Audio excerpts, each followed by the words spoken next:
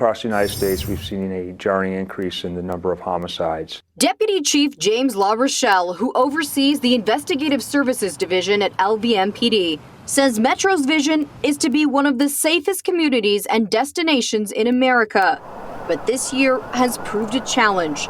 As of Friday the 13th, there have been 86 murders in Metro's coverage area, compared to 51 for the same time period last year. People shot, that is also an increase, and so that's alarming.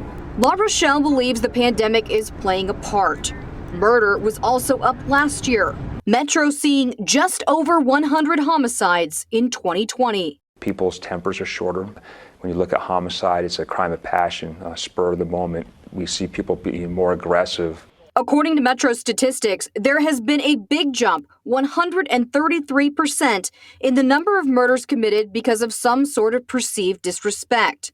More often than not, Metro does find the person responsible. Over the past 2 years, 93% of murders in Metro Las Vegas have been solved, a significantly higher rate than the national average. This is one area that Las Vegas does really well at, is that we go out and put handcuffs on bad guys, that we hold them accountable. In addition to finding and arresting killers, Metro is focused on high crime areas. We do an analysis of where crime is occurring, and we put our police officers in those areas. And oftentimes that's our most challenged neighborhoods. And that is not to say that enforcement is the priority, it's the interaction with that neighborhood. Metro's gang unit works to intercede in violence and prevent retaliation.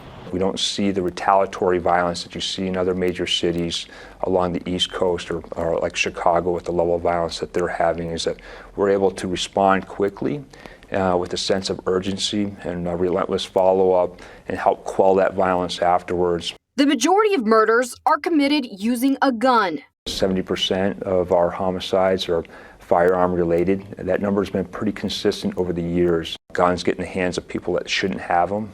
Guns get in the hands of people who are angry or have mental illness or are stolen. And so if we can prevent that from happening, that is a good thing. President Biden met with local police leaders at the White House last month, encouraging them to spend the $350 billion in the COVID relief plan earmarked for law enforcement to reduce gun violence in their communities. Our strategy provides including funding for law enforcement through the American Rescue Plan for states, cities, and to be able to hire police and pay them overtime. That may be something that might be considered down the road, but we also have to make sure that long-term is something that we can sustain.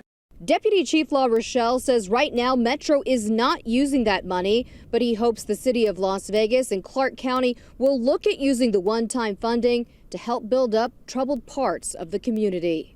Social services in some of our most challenged neighborhoods, addressing poverty and homelessness would be aspects that may be wise to use that funding. Metro says during the pandemic, when more doors are closed than ever before, they need the public's help, especially protecting our most vulnerable. This year, we have experienced 6 homicides, murders of children underneath the age of 9, and that is truly tragic. 6 children, ages 2 to 9 years old, have been killed this year, compared to 0 last year, a startling jump that has been trying for the department. Contact Metro if you think someone is the victim of child or domestic abuse. Metro is doing all they can to stop the rise in homicides and believes the numbers will eventually drop. Crime rates can be cyclical, they can go up and down, but certainly any uptick in violent crime is alarming. Kim Passoff, Fox 5 News, local, Las Vegas.